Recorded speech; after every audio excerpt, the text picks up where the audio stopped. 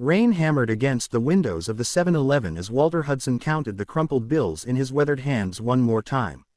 $8.37. That was everything he had left in this world after 3 years of living on the streets. He stood by the magazine rack trying to look like he belonged somewhere. At 62 years old, with silver hair that hadn't seen a proper cut in months and clothes held together more by hope than thread, Walter knew he fooled no one. But the night manager, a kind woman named Rosa, usually let him stand inside when the weather turned mean. The bell above the door chimed and a man walked in. He was tall and broad-shouldered, maybe in his late 40s, with a neatly trimmed beard and arms covered in intricate tattoos.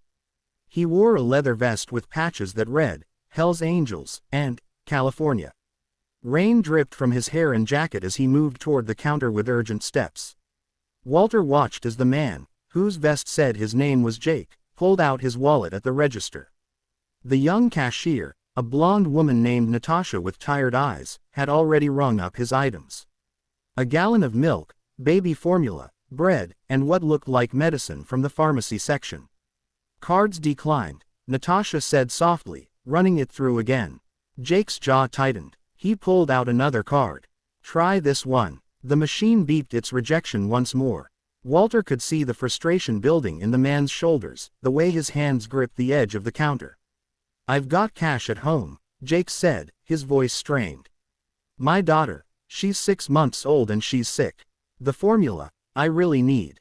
"I'm sorry," Natasha said, and she truly did sound sorry. "I can hold it for 30 minutes if you want to go get your cash." Jake looked out at the torrential rain, then at his motorcycle parked under the flickering street lamp. "That's a 40-minute ride round trip in this weather. She needs this now." Walter felt something stir in his chest. He'd seen that look before. Not frustration or anger, but the desperate fear of a parent who couldn't provide for their child. He'd worn that look himself once, many years ago, before everything fell apart. Before his mind could talk his heart out of it, Walter's feet carried him to the counter. His fingers held out the 8 crumpled dollar bills. "Let me pay for him," Walter heard himself say. Jake turned, really seeing him for the first time. Those hard eyes softened with surprise. "What? It's not much," Walter said, his voice gravelly from disuse. "But it should cover most of it." Natasha looked between them, her eyes glistening. She quickly rang up the items, accepting Walter's money and waving away the remaining balance. "Don't worry about the rest," she whispered. Jake stared at Walter like he was trying to solve an impossible puzzle. "Man, I can't take your money. You look like..." He stopped himself. "Like I need it more than you." Walter smiled gently. "Maybe so, but your little girl needs it more than both of us. I've been where you are, friend. When you can't provide for your child, it tears you apart. Go take care of your baby." Jake's eyes reddened. He stuck out his hand and Walter shook it, feeling the strength and warmth in that grip. "What's your name?" "Walter Hudson." "Jake Morrison." The biker's voice was thick with emotion. "Where do you live, Walter? I want to pay you back." Walter hesitated, then gestured vaguely toward the street. "I'm between places right now." Understanding dawned on Jake's face. "You're giving me your last money." "It's just money," Walter said, though his stomach was already tight with anxiety about where his next meal would come from. "Your daughter's health, that's what matters. You get home safe now." Jake gathered his items but paused at the door. "I won't forget this, Walter Hudson. I promise you that." Then he was gone into the rain, and Walter was left with 37 cents and a strange feeling of peace he hadn't felt in years. That night, Walter found shelter under a highway overpass, wrapping himself in the cardboard and old blankets he'd stashed there. The rain finally stopped around dawn, and he woke to the sound of engines. Not just one engine, many engines. Walter crawled out from his makeshift shelter, squinting in the early morning light. His heart nearly stopped. Motorcycles lined both sides of the street. Dozens of them, maybe hundreds, all of them bearing the same patches Jake had worn. Hell's Angels from what looked like chapters across the entire state. And there, climbing off his bike at the front of the pack, was Jake Morrison. "Morning, Walter," Jake called out, his voice carrying across the stunned silence of the waking neighborhood. Walter stood there in his tattered clothes, completely bewildered. "What's all this?" Jake walked over, and Walter could see his eyes were bright with purpose. You gave me everything you had last night. Didn't even know me. Didn't ask for anything in return. When I told my brothers about what you did, about who you were and what you're going through, they all wanted to meet you. An older biker with a gray beard stepped forward. Name's Tommy. I've been riding with these boys for 40 years. I've seen a lot of people in this world, Walter, but kindness like yours, especially when you have nothing, that's rare. We take care of our own, another voice said. A woman this time, maybe in her 50s, with kind eyes. And anyone who takes care of one of us, well, that makes you family. Walter felt tears streaming down his face, and he didn't even care. I don't understand. Jake put a hand on his shoulder. We're here to help you get back on your feet. We've got a room for you, already paid up for 6 months. We've got clothes, food, everything you need. And my buddy Rick here, he gestured to a younger man with red hair, he owns a garage and needs someone with good character to help run the front desk. Job's yours if you want it. But I haven't worked in years, Walter protested weakly. I lost everything when my wife got sick and... We know your story, Tommy said gently. Jake spent all night tracking down people who knew you. We know you were a good man who got hit with bad luck. Took care of your wife until the end, lost your job because you couldn't leave her side, lost your home to medical bills.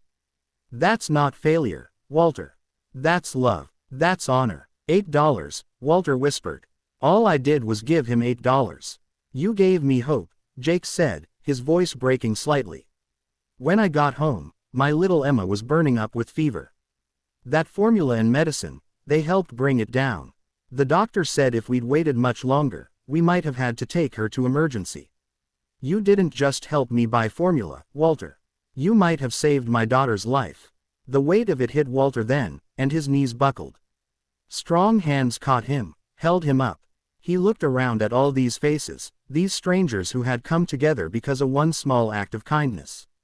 I've been invisible for so long, he said through his tears. I forgot what it felt like to matter. You matter, came a chorus of voices. Over the following weeks, Walter settled into his new life with a wonder that never quite faded.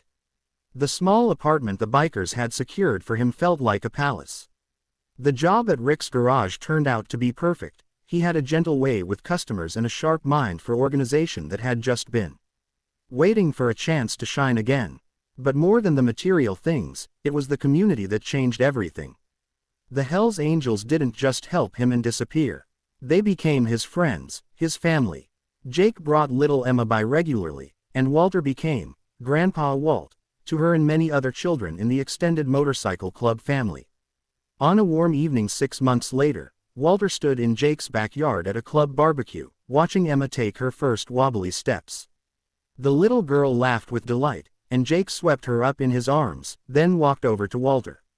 You know what I think about sometimes, Jake said, bouncing Emma gently. What if I'd been too proud to accept help that night? What if you'd decided $8 was too much to give?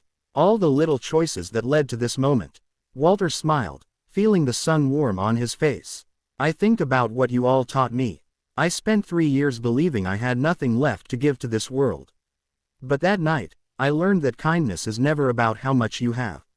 It's about recognizing someone else's need and choosing to care.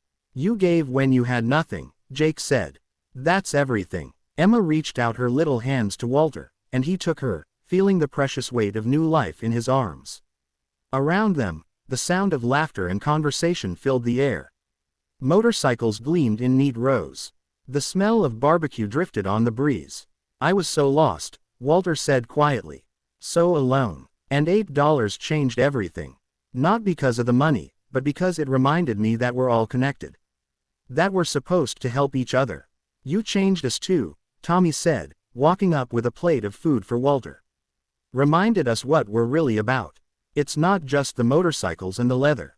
It's about brotherhood. About taking care of people, about standing up for those who can't stand up for themselves. As the evening deepened into night and stars appeared overhead, Walter looked around at all these people who had become his family. He thought about that rainy night, about standing in a 7-Eleven with $8 and a choice. He thought about all the years he'd lost, and all the years he'd been given back. Thank you, he said to Jake, his voice full of emotion.